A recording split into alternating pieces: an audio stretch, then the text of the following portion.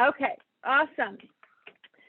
So I am so happy to be with you all and have learned so much already. And I want to begin by telling you guys a story. That was my husband you just saw in his Saturday morning hoodie here helping me with tech.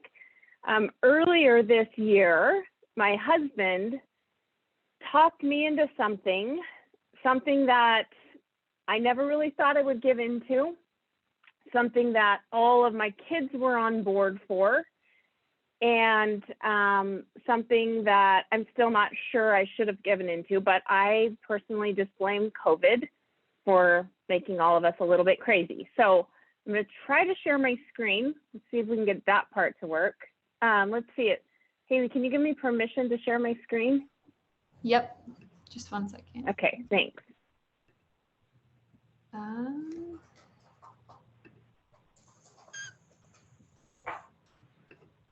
Let's see. Let me make sure. Jody, I thought I made you the host. Let's see. Oh, okay. Hold on. Okay, try now. Okay. There it goes. Maybe. Okay. Your entire screen. I want to share. Let's just share the entire screen. Okay, you ready? I'm going to show you what my husband talked me into. Right there. See Finn? I know you see my whole desktop, but you see a big giant puppy face staring you right in the face. We can't see it. Oh, let me try again. Gosh, technology is great when it works, right? Right. All right, I'll get it. I'll just tell you. Oh, it doesn't like it. It's telling me it doesn't like it. Let me try one more time. You still can't see my screen now? No. Okay, no worries. That's all right. I'll just tell you. You don't have to see it. Can you guys still see me okay? Because I see Haley. Yeah, you see me? Okay, perfect. So what my husband talked me into, I'll just describe to you, is the cutest puppy you've ever seen. He is a Frenchie. He's a French bulldog. For those of you that know dogs, French bulldogs are the ones that have the little bat ears. And he's super cute to look at. But my kids always say, don't fall for his cuteness because he is naughty. Okay. So my husband, who has lots of experience with dogs and grew up with dogs and is trained dogs, says that Finn is the hardest dog he's ever tried to train.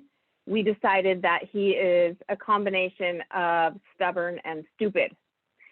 So we are constantly trying to figure out how to get Finn to behave. We're constantly trying to figure out what will motivate him.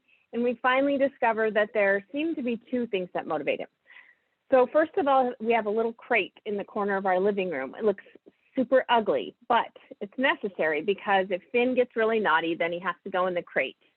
And it's to the point where he kind of knows if he gets in trouble, he's going to have to go in there. He doesn't want to go in there. He wants to stay out and play with everybody else. So that's one of the things that motivates Finn. The other day I was in the kitchen with my husband, and I was preparing dinner, and we were all shuffling around the kitchen like we do at that time of day. And my husband said, "What's it like to be so motivated by food, to be constantly wondering, when are you going to eat next? And how am I going to get food from someone?" And I said, "It's really not very fun. Thanks for asking." And then he said, "I wasn't talking to you. I was talking to Finn." But Finn and I have this in common, that we're both very motivated by food. Finn especially. He will do anything for a little treat or a little snack or some kind of food. So that's the other thing we found that probably motivates him even more so than going into his crate. So this is really useful for us to know because we have this dog we're trying to manage along with the kids and everything else going on in the house. But here's the thing. Animals are pretty simple. They have different brains. Emily talked a little bit about the 3 parts of the brain, right? Animals don't have the capacity that we do on that highest level of the brain that Emily talked about, that outermost part, that logical part. Animals do not have that, at least not in the same way that humans have. And so figuring out how to motivate an animal is a lot easier than figuring out motivation for humans. But this is why I love studying humans, because I think human beings are so complicated, so fascinating, and so amazing. We have these amazing brains. And that's what I want to talk a little bit about today is motivation in humans. What motivates us? And some of it is similar to what motivates my dog Finn, but there are layers of complexity that I want to dive into a little bit today.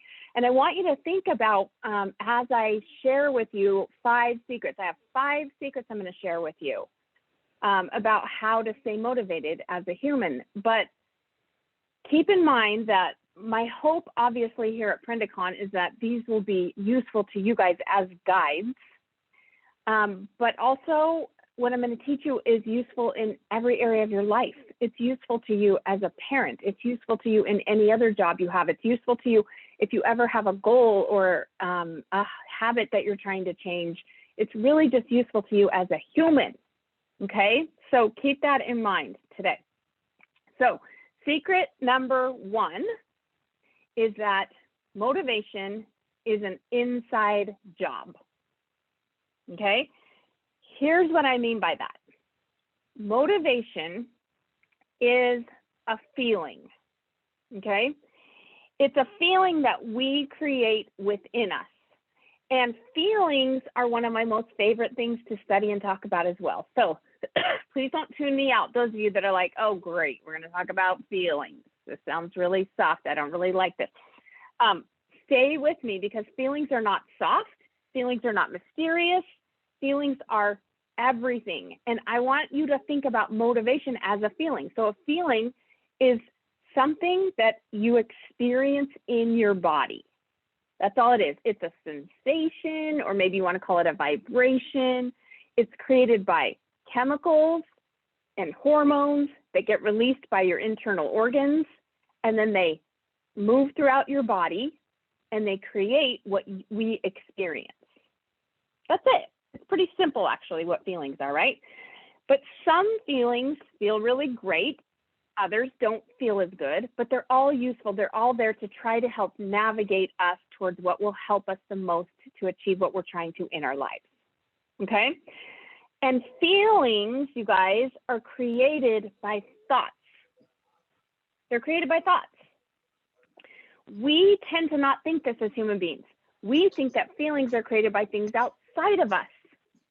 We all think this. Even I say every day, multiple times, feelings are created by thoughts. But a part of my brain still believes the things outside me create my feelings.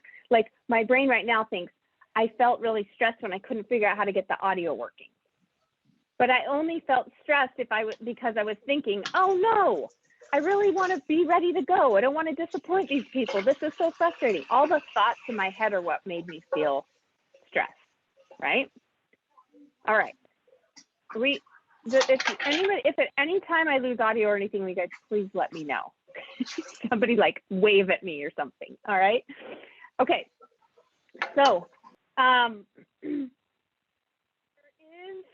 a video that I love that I would highly encourage you all to go check out sometime later today, because it's super entertaining and it illustrates this point so well. So have any of you ever heard of James Corden? He is a comedian. He's the host of The Late Late Show, and he's an actor, super talented. And then I'm sure you've all heard of Tom Cruise. So if you just go to YouTube and you search up James Corden, Tom Cruise, skydiving, then there is a video there that you will thank me later for pointing you towards. So in this video, Tom Cruise decides to take James Corden skydiving. Now, as we all know, Tom Cruise is kind of famous for doing his own stunts in his movies. He's jumped out of an airplane I don't know how many times. It's like no big deal to him. James Corden, on the other hand, is not a super athletic, not a super coordinated, super fun kind of guy who, my guess is, based on the video, had never jumped out of an airplane, okay? So in the beginning, you see James Corden trying to run away. You see like all the shenanigans leading up to it, and it's hilarious. And what I love about this video, I show it all the time when I teach this idea that thoughts create feelings, is it illustrates how jumping out of an airplane doesn't scare us. It doesn't create fear. It doesn't create our emotions. What creates our emotions is the thoughts we're having, and it's very clear in this video that Tom Cruise is thinking, this is going to be fun. This is fun watching James struggle, and this is going to be a great experience, and we're going to remember this forever. And he's feeling whatever he's feeling. He might still have a little bit of adrenaline and things like that, but he's feeling excited. He's amused. James Corden, on the other hand, is having completely different thoughts. So he's feeling scared. He's feeling like he might die. They even have to bleep out a little language at one point because he gets so freaked out right before he jumps out. He's having different feelings because he's having different thoughts, even though they're doing the same thing. They're both jumping out of an airplane with a parachute on the back, okay? So the more you can understand that thoughts create feelings, the more you can create the feelings that you want to have. And we're going to talk more about how this applies to motivation as I go through the other secrets, but motivation is a pretty useful feeling most of the time, okay? I'm going to dive a little bit into when it doesn't feel great, but mostly it serves us. I want you to keep in mind, though, as we talk about this, that feelings matter because they are the fuel for our action, okay? So, in other words, certain feelings, even if I'm taking the same action, like let's go back to the skydiving, jumping out of an airplane with the fuel or the feeling of fear is going to be one experience versus jumping out of the airplane with the fuel of excitement. I'm going to experience it slightly differently, right? I want to give another example that will sort of illustrate this a little better. When you show up to work with the students that you work with in your micro school, some days you show up probably feeling optimistic, excited, prepared. And other days, because you're all humans, you probably show up feeling tired or discouraged or frustrated or unprepared. And I promise you that on the days you show up feeling good, you have a different experience. You also actually create a different experience for those students, but you are more effective when you're operating from positive emotions, from energetic emotions, right? And this isn't to say that you should be operating from those kind of emotions all the time. You're a human being. You're going to experience the whole range of them. You have to have grace with yourself. But as much as possible, we want to be able to generate the emotions that serve us. So when you remember that motivation comes from your thoughts, it doesn't come from what you do. It doesn't come from whether or not anyone else approves of what you're doing or anything outside of you, including your students. It comes from what you're thinking, okay? So let's go on to secret number 2. We'll dive into a little bit more what might we want to be thinking and what might serve us. Okay, secret number 2, are you ready? This one might be good news to you or it might be bad news to some of you. Secret number 2 is that you cannot motivate other people. This means you can't motivate your students. Now, you can influence them. We're going to talk about that in just a minute. But I want you to keep in mind that so many of us are walking around thinking, how do I motivate my students? How do I motivate my employees? How do I motivate my children? And I would say that is the wrong question to ask. Because just like your feelings come from your thoughts, your students' feelings come from their thoughts. This is why whatever amazing experiment or lesson or whatever you prepare for that day, not every student has the same experience with it. Some students really latch on and get a lot out of it, and others are just not present or not listening, and they don't have the same experience.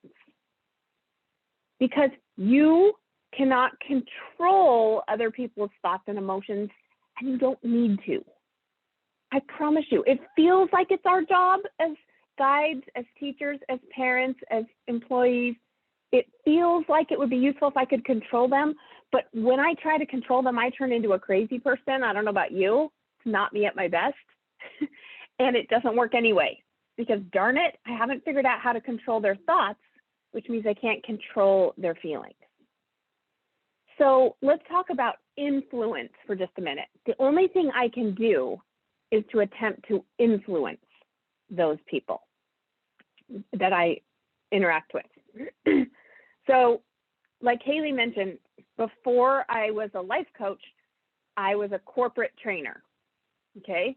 So at one point in my career, I trained salespeople, a sales team basically. And I did their new hire training, and then they went out into their places where they worked. And then I was responsible for putting together a full day training. I think we did it every quarter, I want to say, I can't remember, every other month or something. And it was to keep helping people get better at their jobs, help these sales team refine their skills, get better at selling. Okay. Now, this was when I lived in Southern California. So for any of you who have lived in Southern California, you know that traffic is a very real thing. And these employees were spread out all over the Southern California area. So from LA to Orange County, down to the Inland Empire, even north of LA. So pretty spread out. So to come to my one-day training would mean for many of them that they would have to get up very early in the morning and then sit in a lot of traffic to get there, and then do the same thing to get home. It was going to be a long day, and they didn't really want to do that. So I had to figure out how to influence them to come to my training. It wasn't mandatory, it wasn't required. And so first I tried really explaining to them that if they came, I was going to help them sell more and they were going to make more money. And for some of them, that was enticing. For some of them, not so much. Then I tried saying, well, by the way, this is this crazy thing to me. You'd think that making more money would be the most compelling. That was what worked the least, okay? What worked a little better than that was when I said, don't forget, you're going to get free lunch if you come to this training. So just like Finn and myself, food is very motivating to many of us. I said, I'm going to feed you lunch. Sometimes we catered lunch. Sometimes we have pizza because we had people with all different opinions, but we would feed them some food. What was the most influential, though, to them was when I said, if you come to my training, you can wear jeans instead of having to wear the professional attire. Everybody came. It's the craziest thing. I'm like, who knew jeans were so motivating? But they are. So remember, I want you to keep your head in the place of influence. I'm trying to influence people. In that situation, I was trying to influence them to come to my training. You're trying to influence your students to participate, to pay attention, to have good attitudes, to learn, all of the things you're trying to influence them to do. I'm all for you getting creative with how to do that. It can be fun, though. I like to think of it like a fun game. Like, what else could I try that might influence them? But as soon as I move into how am I going to motivate them, to me, I start feeling this heaviness because it's really hard to motivate people. I could get those employees to my training, but I still couldn't really motivate them to go back and perform and make phone calls and do what they needed to do. Some of them will and some of them won't. So this leads me, well, let me say one other thing before we go to the next one, is that another thing that you can do that can influence others is you can offer them new thoughts to think. And I love the values that you have here at Prenda and the things you guys focus on, because it really does speak to that. It speaks to offering your students thoughts to think. Thoughts like, you can do this. You are already succeeding at this.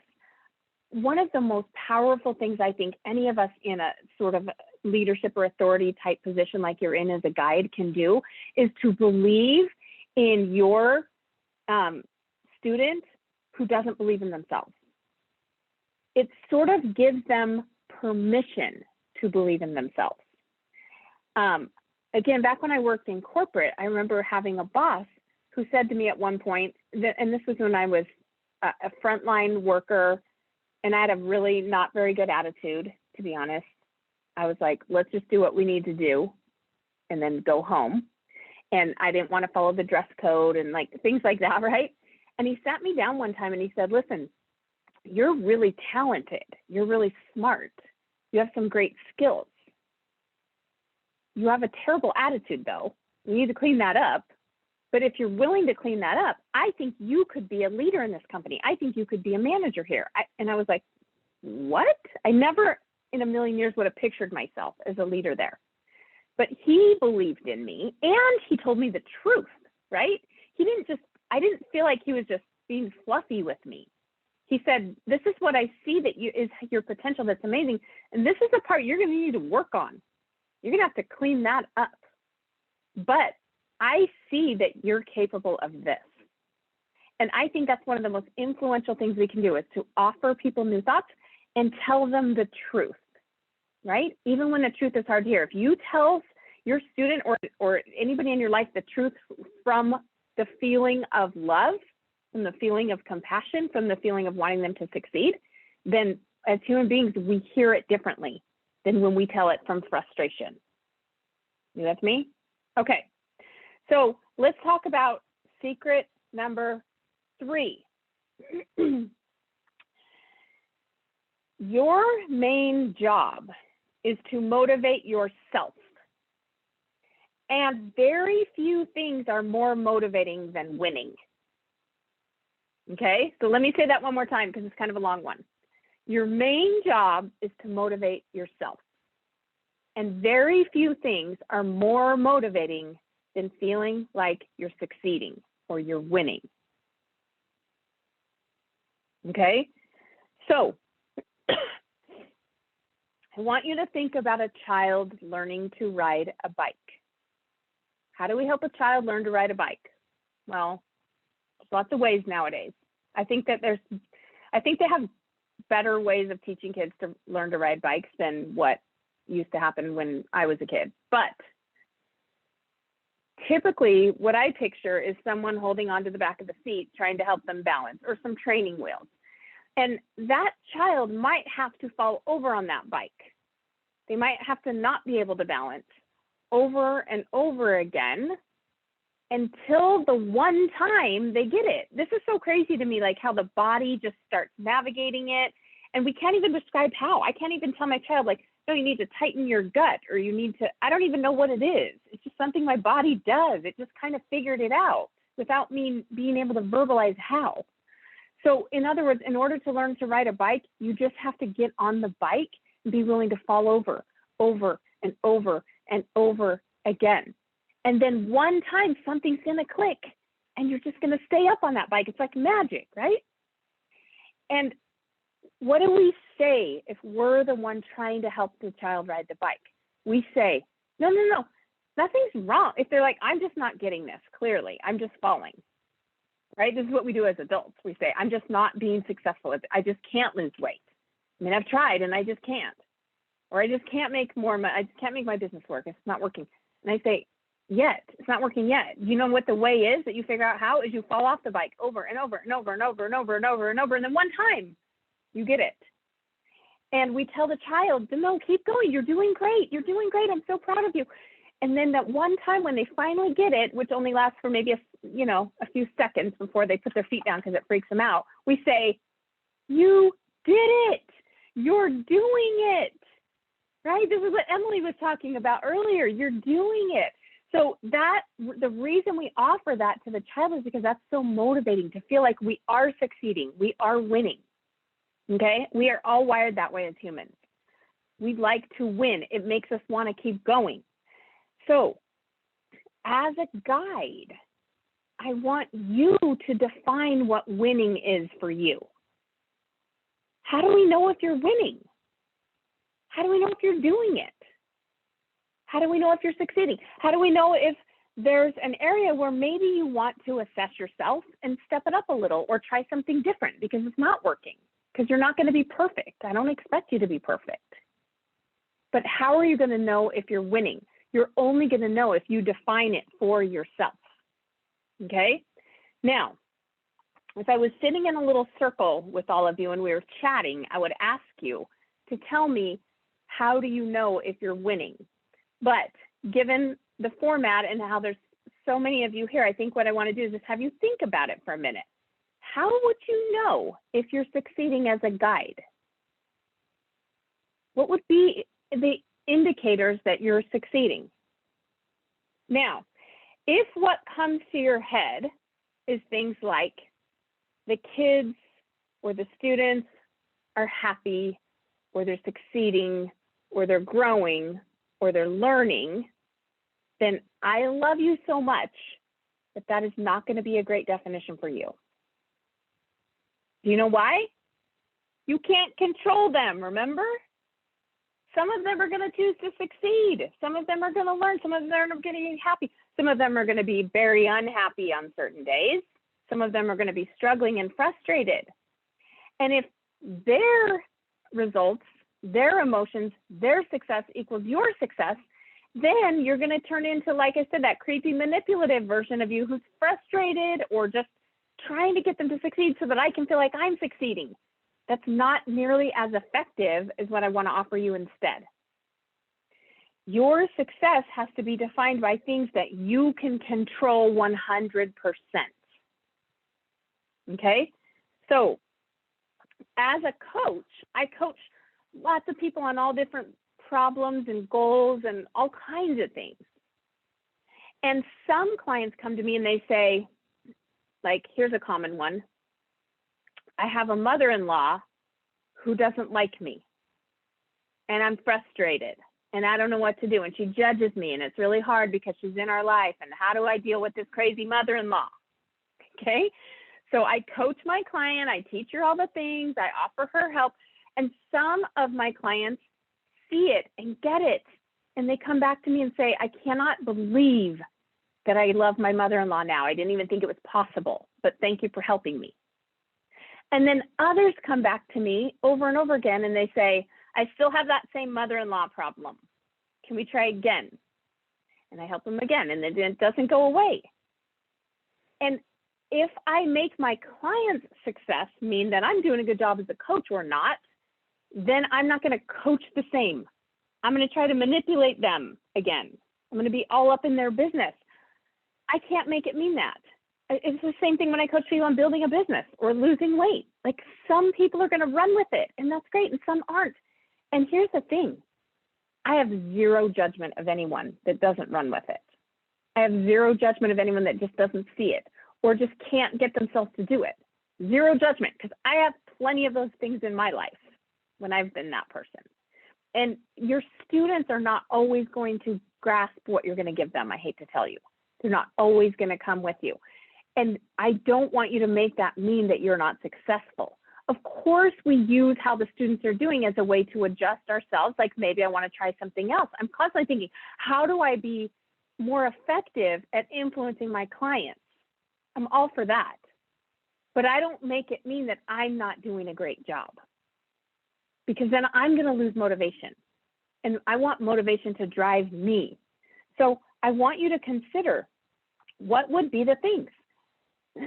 Like, as a coach, what I expect of myself is that I'm prepared, that I'm on time, that I continue to learn about human behavior and about the brain and about emotions and all the things I coach on, that I continue to stay current on whatever I need to stay current on, that I love my client and I don't have a secret agenda for them, that I'm just there for them and I embrace them, that I don't have judgment of them, that I don't try to assert my opinions of what they should do. I'm just helping them figure out what they should do, right? So you see how all of those things are within my control. So I can constantly assess, how am I doing? Am I winning? Hey, I had a great day today. Or, yeah, I wasn't really, I was a little judgy of that client today. I wonder what that's about. Let's figure that out. Let's clean that up. It's not about my client's result. I have 4 children. I do the same thing for myself as a mother. My success as a mother is not, my kids are happy. My kids are getting good grades. My kids are obedient. My kids are not on drugs. My kids might choose some of those things. Unfortunately, I wish I could control them, but I just can't. So my success as a mother is, I love those kids. I am available to them. I love them, but they may not always love me. That doesn't equal my success. And be careful about this one, you guys. I hear people say, I just want my kids to feel loved. Like, that sounds like a nice thought, right? You can't control how they're going to feel. I'm just going to love on those kids. And if they choose to feel my love, great. If they don't, I get that. I have those days too. But it's not going to stop me from loving them. And on the days they're mad at me and saying, Mom, I hate you, I say, well, I love you and there's nothing you can do about it. So keep this in mind with your students, you guys. How are you going to define success for yourself? Success has to be that you're being the guide you want to be. And that will have some sub-points with it. And again, this doesn't mean that you're bulletproof and that you don't have bad days. But I want you to celebrate your wins. We so rarely do this in a position like you guys have as a guide. I love the video you guys showed of the kids, and I love all the stories. And I want you to also have stories about you and how you're winning. Because you are winning, and I want you to stay motivated. Those kids need you to be motivated, right? You need you to be motivated. So celebrate the wins, figure out what they are, and start celebrating them for yourself. I celebrate myself a lot. I look myself in the mirror at the end of the day when I'm brushing my teeth, and I say, you nailed it today, girl. Thank you. Thank you for showing up. Thanks for taking care of those kids. Thanks for being there in your business. And other times I say, you did all right, but you sort of had a bad attitude today. Everything okay? Are you needing something? What's going on?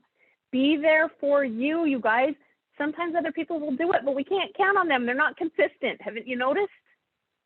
Your spouse is not always consistent. You're the only one that you can count on, but that's the only one you need.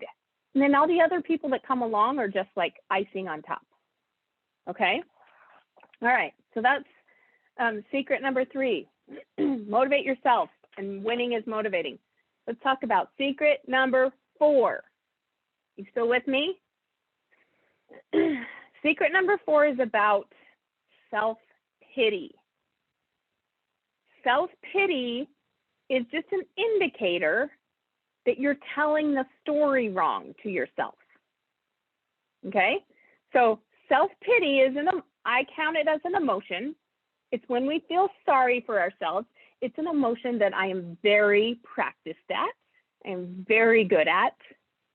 My brain likes to offer me self-pity. And every human being probably does at some point. But what I've come to realize through, again, evaluating myself and all the clients I've worked with is that self-pity just means, oh, there is a story here and I'm telling the story wrong. Okay? Self-pity, as we know, doesn't feel good, but it comes from thoughts. Remember, feelings come from thoughts. And we'll talk about the story more in a minute. But the thoughts that generate self-pity are usually thoughts like, this is just so hard. I just don't know how to do it. I'm trying so hard and nothing's working. I'm using this whiny voice because this is what it sounds like in my head. I don't know about you guys, but this is what my brain says. Poor me. I mean, other people don't have it this hard. This isn't fair. And then sometimes the guilty voice comes online too, right? Who are you to complain? You have a really good life. There are people that have it way harder than you. There's that voice, right? That's the guilty voice. But the self-pity voice sounds a lot like my 5-year-old daughter also when she's complaining. It says, poor me, this is hard. I shouldn't have to do this, okay? So the problem with self-pity is that whenever we're in self-pity, we've made ourselves the victim, okay? We make ourselves the victim in the story. I want you to think about a story. Like Star Wars is kind of the classic story that I hear people use when they're teaching storytelling. There's always a victim, there's a hero, there's a mentor, and there's a villain, right? So when we are the victim in Star Wars is sort of like overall the galaxy or whoever Darth Vader is going after at the time. That's the victim. The victim's powerless, right?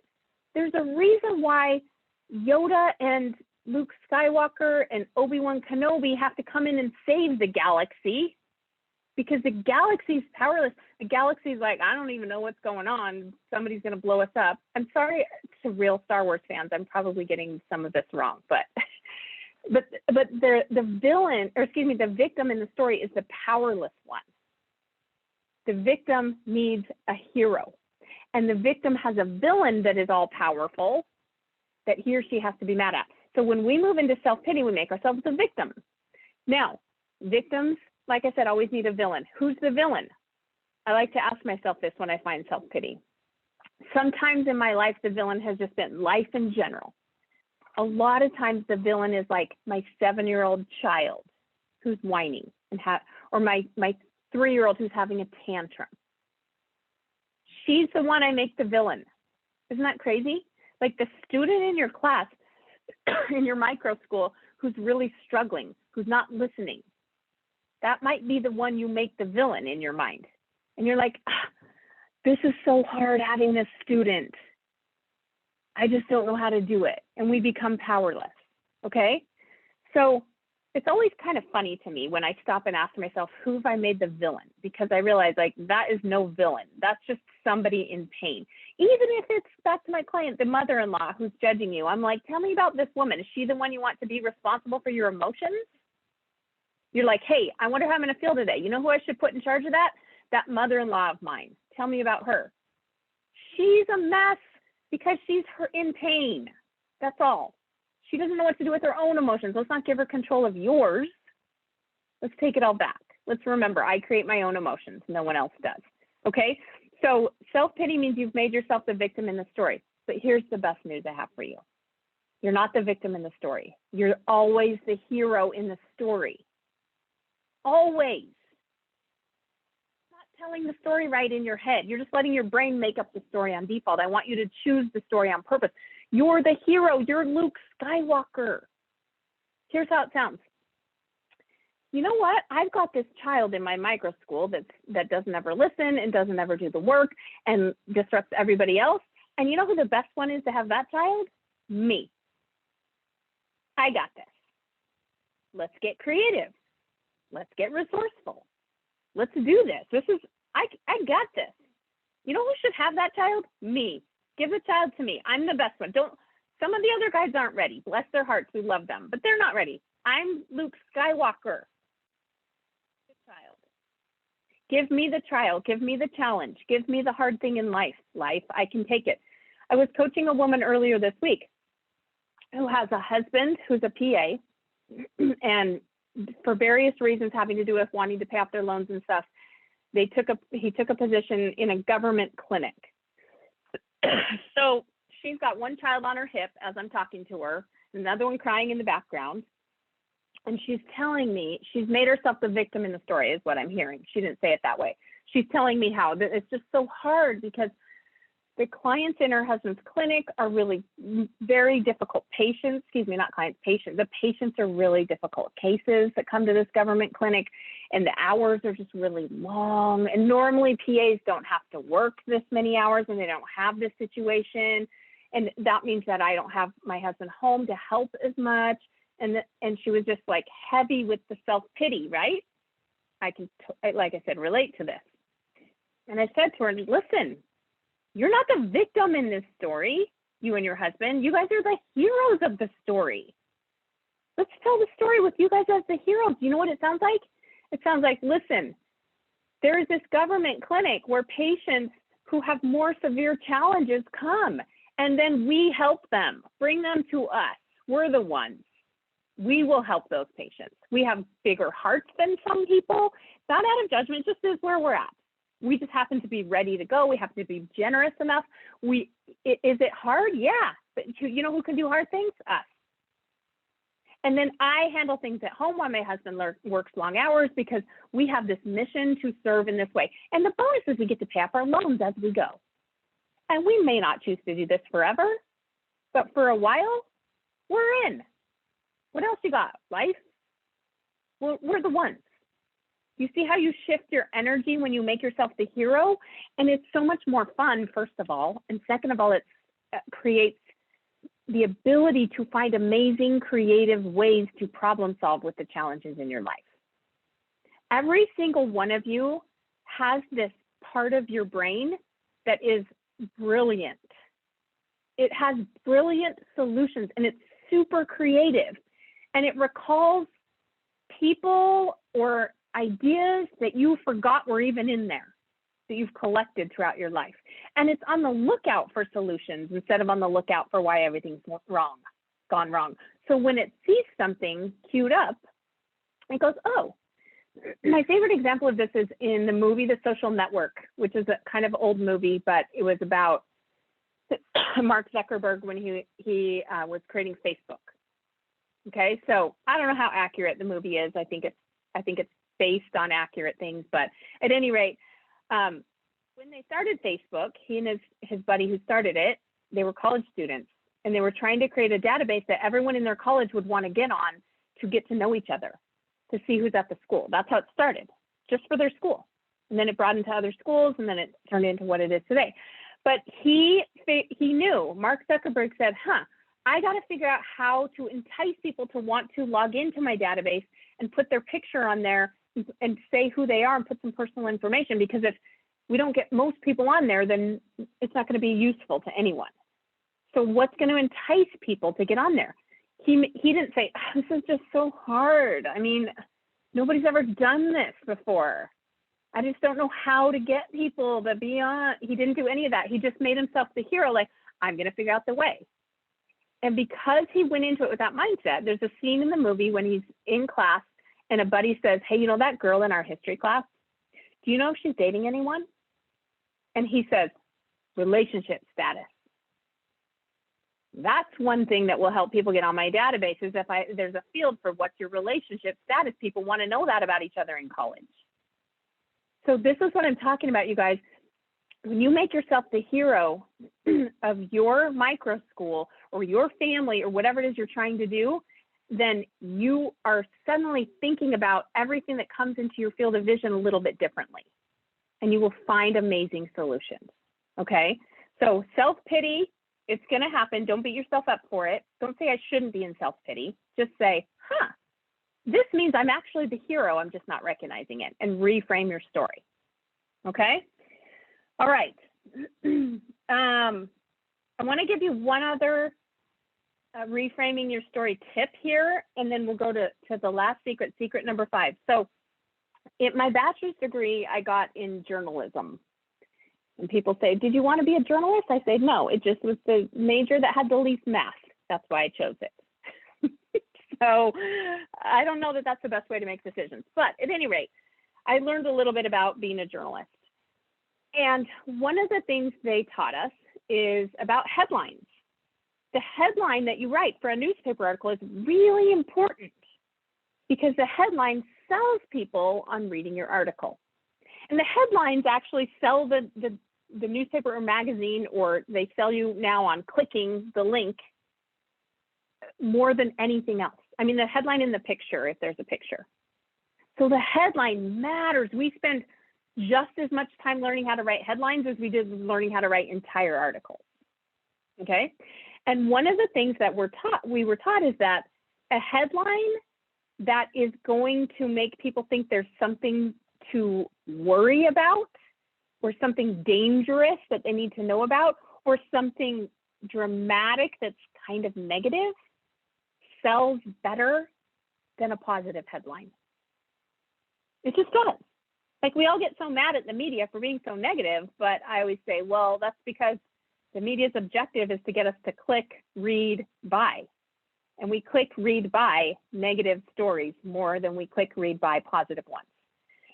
And there's a reason for that. It's not because there's something wrong with us all and we're just a bunch of negative people. It's just because, again, Emily said this so beautifully earlier, there's the 3 parts of the brain. And the most basic, most primitive part of the brain is survival. If survival isn't taken care of, the brain doesn't really care about something interesting. So a survival kind of headline, in other words, something dangerous, something that could be bad, the brain says, wait, this might impact my survival. I should go read it and make sure I'm okay. And so that's just natural human behavior. It's not that anybody's wrong or any of that. But now that you know that, I want you to know that the self-pity story is natural for your brain to go to. That's where it wants to go. That's what it thinks is most important. That's what it thinks is protective. But you can rewrite the story. And sometimes the way I rewrite my story is literally with a headline. So the woman telling me about her husband who's the PA at the government clinic, I said, right now, the headline to your story sounds like this. Tell me if I'm wrong. The headline is, overwhelmed couple struggles to juggle life in unfair job situation. She's like, yeah, that sounds about right. That headline feels terrible, right?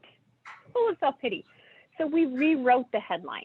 We made the headline this: husband and wife step up to serve community while paying off loans and saying, what else you got, world? Literally can just rewrite the headline, you guys. Just rewrite the headline. All right. Okay, secret number 5, last secret I got for you today. This is really important. When it comes to motivation, let me give you a little explanation, then I'll give it to you in like a bite size. When it comes to motivation, a lot of us think that beating up ourselves is going to motivate us to do better. And that is a lie. Okay, so this is the way I like to word this secret.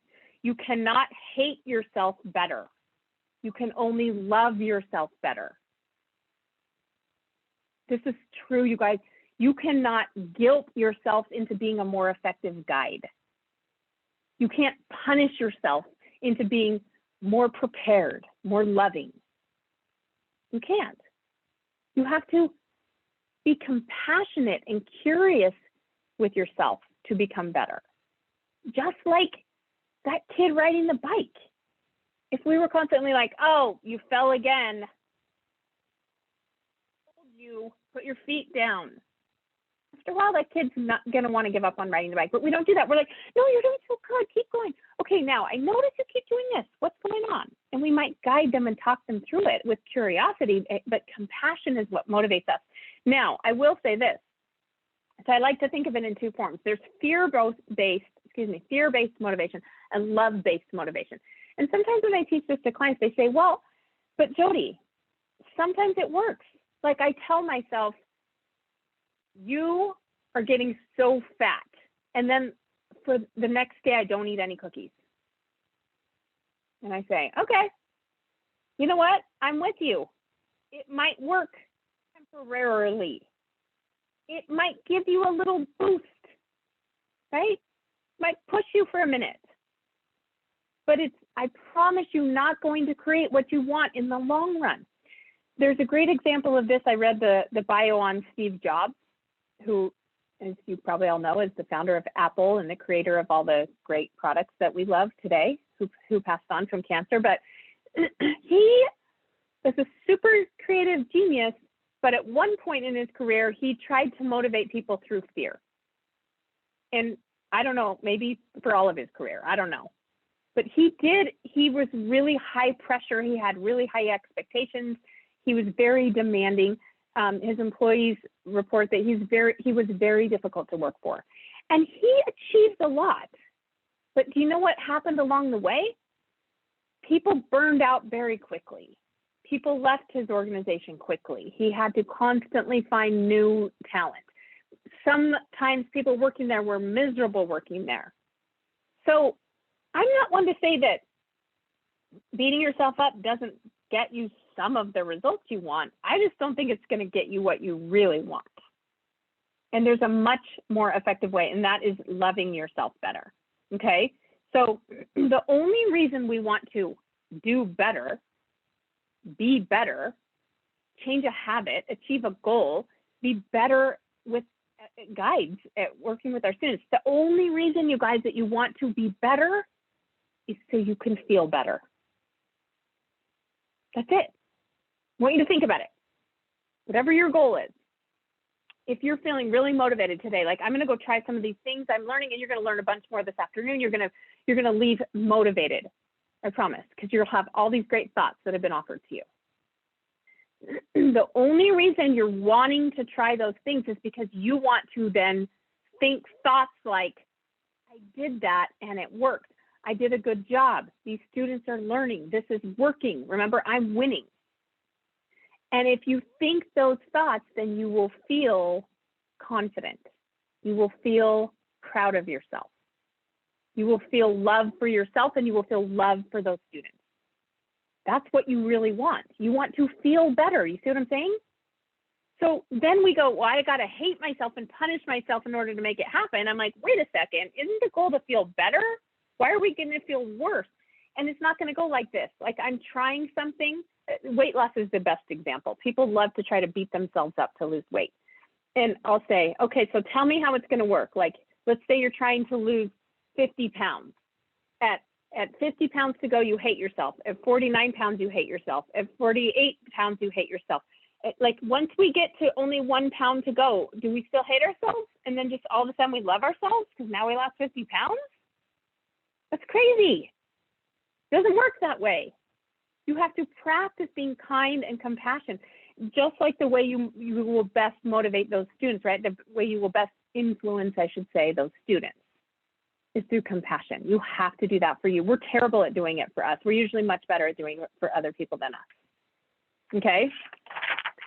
So let me just summarize the 5 secrets in case you missed any of them. Secret number 1, motivation is an inside job. Pay attention to what you're thinking about yourself. Choose it intentionally. Don't listen to your primitive brain. Your primitive brain thinks something's wrong with you. Your primitive brain thinks you could be a little better. Your primitive brain thinks somebody else is doing it better. That's all a lie. Not very motivating. Okay? The truth is we're all different, but none of us is any better than anyone else. Isn't that the best news? Like, it's not a competition actually at all. We're just all different. We all have different strengths, and we're all half amazing and half a hot mess. All of us. Don't try to be a really great guide. Just try to be the guide that you are. You know who the guide that you are is? He or she is really good at some things, and he or she is really not very good at some things. And that's okay. Okay? Motivation is an inside job. That's number 1. Number 2, you can't motivate others. You can only attempt to influence them.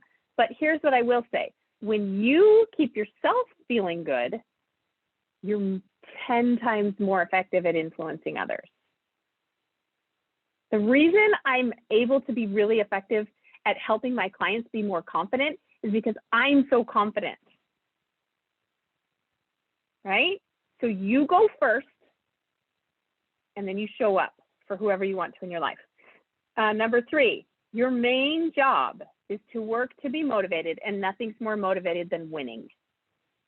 So make sure you define winning, and then you recognize your wins, and you celebrate your wins.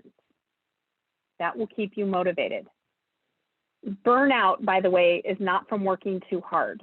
Burnout is from the way you're thinking. Burnout happens up here. It doesn't happen in your schedule. Okay? Number 4, self-pity is an indicator that you're telling the story wrong. You are the hero of your story. Always. Every story of your life, you're the hero. Find it. Recognize it. Number 5, you cannot hate yourself better. You can only love yourself better. Loving yourself is not easy to do. I think it's like the work of our lifetime, but it's possible. It's a choice you make, right? Just like you say to your kids sometimes, listen, you know how you've been talking mean to your sister? That's enough. That ends today. You can do the same thing for yourself, you know? That's enough beating myself up. That's enough criticizing myself. It's enough judging myself. No upside, not necessary. I can still notice where I want to improve without judging myself. Okay? Last thing I want to leave you with is a quote from one of my favorite authors. His name is Mike Dooley, D-O-O-L-E-Y. He has an email list that's super fun to subscribe to. If you want to go look him up, his emails are called Notes from the Universe. And I just recently purchased this book. Look how thick it is. Every single one of these has like a little tiny note from the universe written by Mike Dooley. So I have one I want to share with you today. This is a note from the universe to you. If I could say all of your first names, I would insert your first name, so you insert your first name. This is to you from the universe. Wasn't it clever of me to think you up? I mean, come on. Wow. Never has there walked the face of the earth someone who thinks with your degree of insight, who loves with your degree of care, or who feels with your degree of hope. And never has there been such a need for a soul with gifts like yours. Because at this very moment, there are people only you can reach and differences only you can make. Yeah, I must have been having a really good day the day I thought you up. Love the universe. Thank you so much for having me, everybody. Love you so much, Prenda. Amazing work you guys are doing.